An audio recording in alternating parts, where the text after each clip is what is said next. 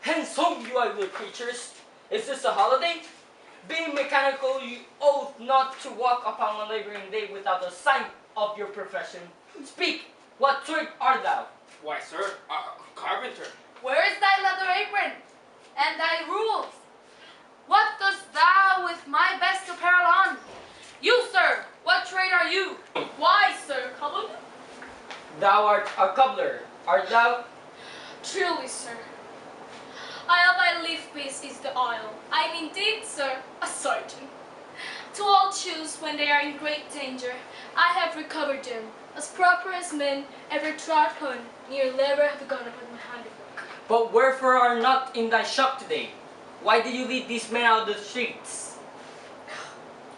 Truly, sir, to wear in these shoes to get myself into more work, but, sir, we make holiday to see Caesar to rejoice his triumph. Wherefore rejoice? What conquest brings he home? What tributaries follow him to Rome? The grace and captive bonds and chariots' wheels. You blocks, you stones, you worse than senseless things. Oh, you hard hearts, you cruel men of Rome. Knew you not Pompey? Many time and oft have you climbed up the walls to battlements, your infants in your arms, and there have sat the livelong day with patient expectation to see great Pompey pass the streets of Rome. And do you know to put your best attire? And do you know call out a holiday? And do you know strew flowers in his way that comes in triumph over Pompey's blood? Begone! Run to your horses, fall upon your knees, pray to the gods to intermit the plague. That needs must light on this ingratitude. Go, go, good countrymen, and for this fault assemble the poor men of your sort. See, whether the basest metal be not moved, their vanished tongue tied in the guiltiness. Go, you down towards the capital. This way I will find I deserve the images. If you do find them, deck them with the ceremonies. May we do so? You know it is the feast of Lupercal. It is not a matter. Let no images be hung with Caesar's trophies. It is all about to drive away the vulgar from the streets. These growling feathers plucked from Caesar's wing will make him fly in ordinary pitch. Who else would soar above the view of men and keep us will servile for fullness? Calpurnia! Please, ho, Caesar speaks. Calpurnia! Here, my lord. Send you directly in Antonius' ways, when he doth run his course. Antonius! Caesar, my lord. Forget not in your speed, Antonius, to taught Calpurnia, for elders say, the very touch in his holy chase, snake of their stern curse. I shall remember, when Caesar says do this, it is performed. Sit on, and leave no ceremony out. Go!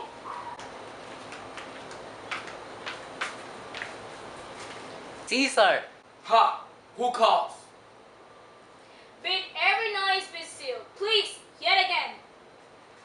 Who is the press that calls on me? I hear a tongue sweeter than all music. Cry, Caesar, speak. Caesar is a turn to hear. Beware the ideas of March. What man is that? A soothsayer bids you beware the ideas of March. Set him before me. Let me see his face. Fellow, come from the throng, look upon Caesar. What says from me now? Speak once again. Beware the ideas of March. He's a dreamer. Let him his pass.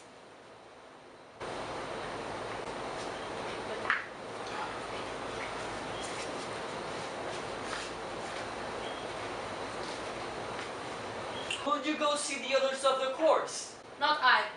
I pray you do. I am not gamesome. Let me not hinder Cassius your desires. I leave you. Brutus, I do observe, you know, of late, I have not from your eyes the gentleness and show of love as I was wont to have. You bear too stubborn and too strange a hand over your friend that loves you. Cassius, be not deceived. I have veiled my look. I turned the trouble of my continuance merely upon myself. Vexed I am of late with passions of some difference, but let not therefore my good friends be grieved. Among which number Cassius be you, on nor consider any further my neglect, than that poor Brutus with himself at war forgets the show of love over the men. Then Brutus, I have much mistook your passion, by means wherewith this breast of mine will held buried thought of great value. Worthy cogitations, tell me, good Brutus, can you see your face?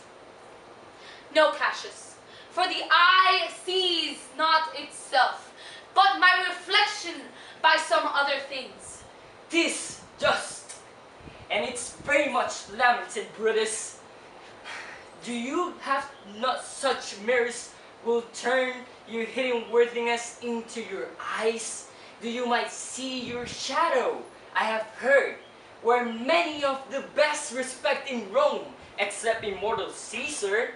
Speaking of Brutus, drowning underneath the age of joke, have you wished that noble Brutus has his eyes on you?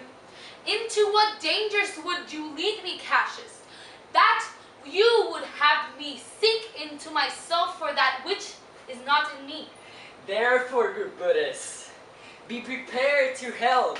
And since you know you cannot see yourself so well as by reflection, I, your glass, will modestly discover yourself, that of yourself which you yet note of, and be not jealous of me, gentle Brutus, where I common laughter, or the use to stale with ordinary oath my love, to renew protester, if you know that I do found on men and hung them hard, and after the scandal of them, or if you know that I profess myself in banqueting to all the root, then hold me dangerous.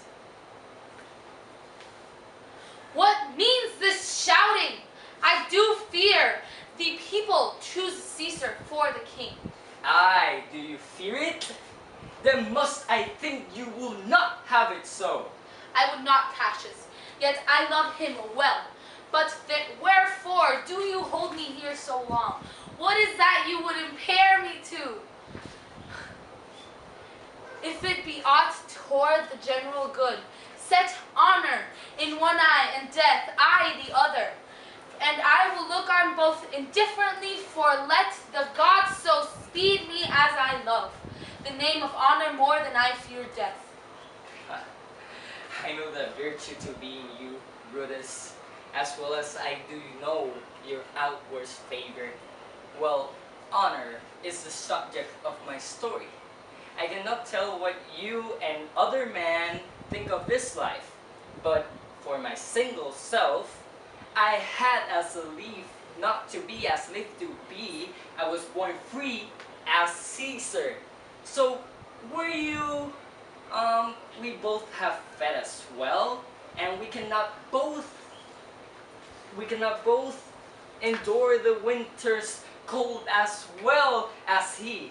For once, upon a raw and gusty day, the troubled Tiber chafing with her shores, Caesar said to me, "Dearest thou, Cassius, now leap in with me into the angry flood, and swim to yonder point upon the word."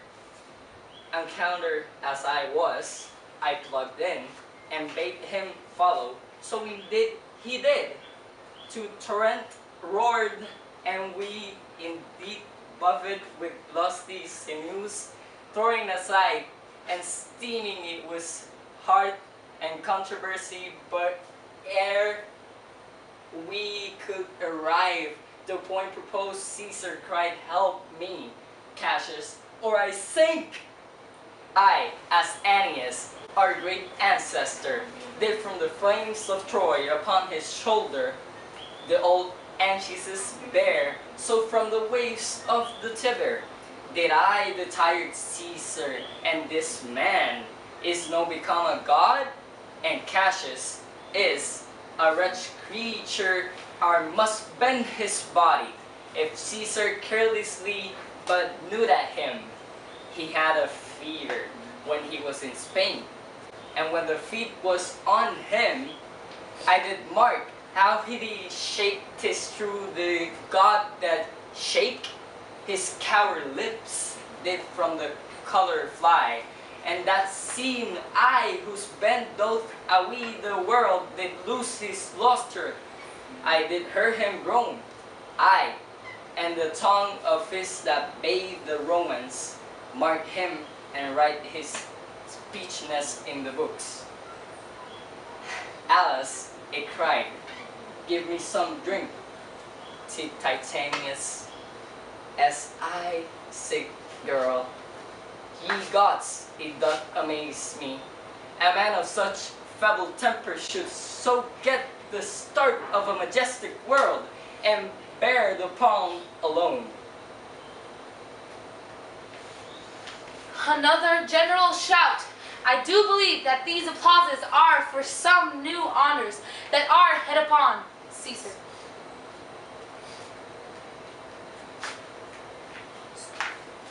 Why, man, he doth betray the narrow world like a colossus, and we petty men walk under his huge legs and peep about to find ourselves this honorable grace. Men at some time are masters of their fate.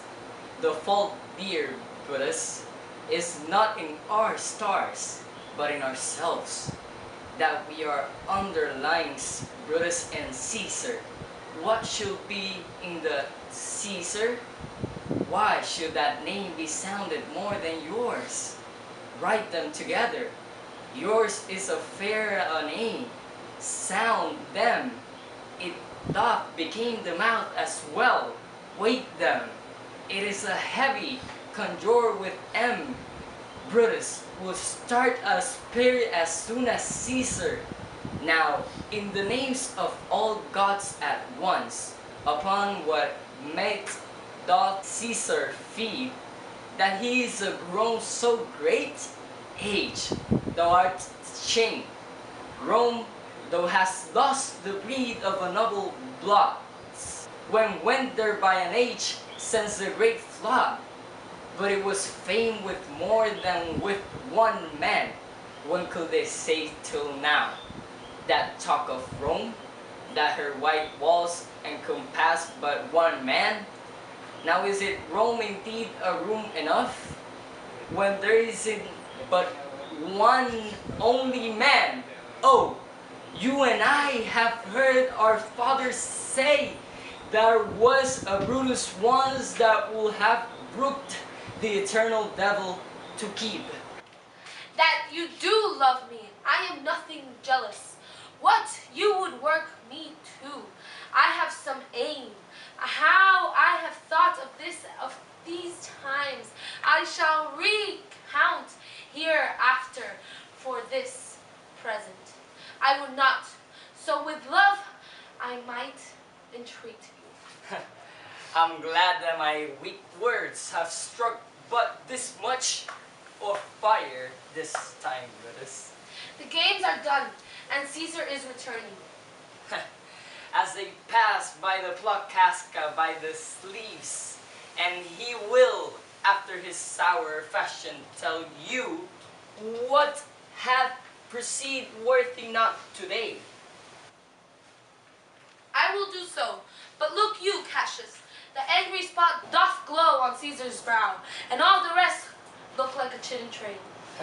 Casca will tell us what matter is. Antonius, Caesar?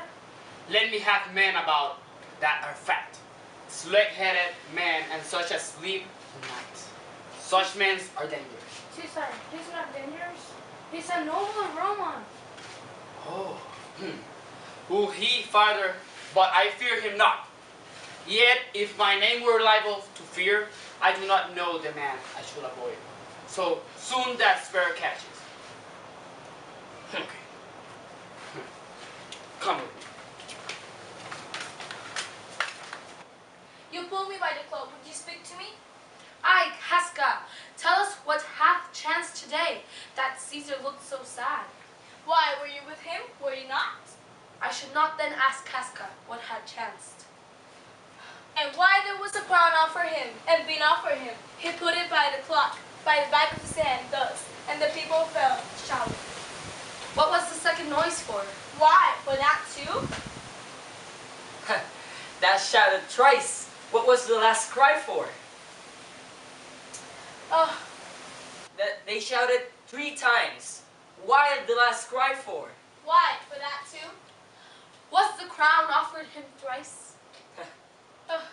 Aye, Mary is then put him by the thrice every day. Every time he entered another, and at every pudding, by the mine honest neighbors shouted. Who offered him the crown? Oh, why, Antony? Tell us the matter of it, gentle Casca. I can as well be hanged, as I tell the manner of it. It was a mere foolery. I did not mark it. Go soft, I pray you. What did Caesar swoon? He fell down in the marketplace, and he for a mouth. It was speechless. 'Tis very like he hath the failing sickness. No, Caesar had it not, but you and I, and honest Casca, we have the filling sickness. I know that what you mean by that, but I'm sure Cecil fell down. I'm sure of it. If the tack rack people did not clap him and hiss him, according as he pleased, and according to it, displeased him as they used to be players in theater. I am not true man. What said he when he came unto himself? I. Mary had fell down, but when he perceived common herd was a glad he refused the crown.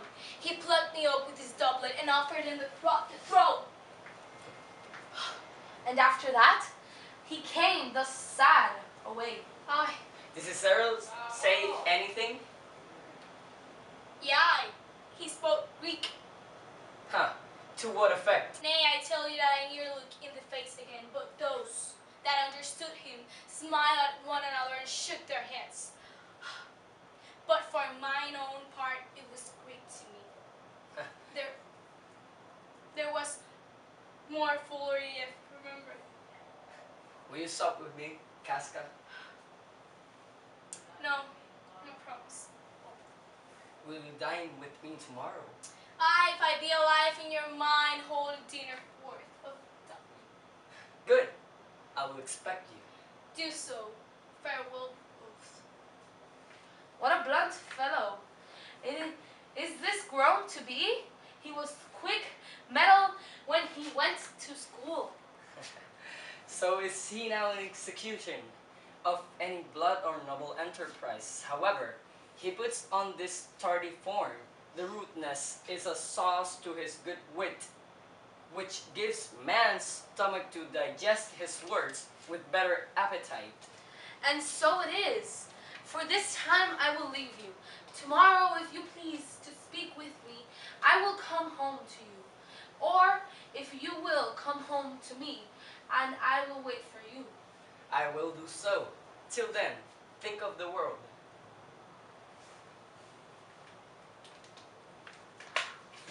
Good evening, Casca.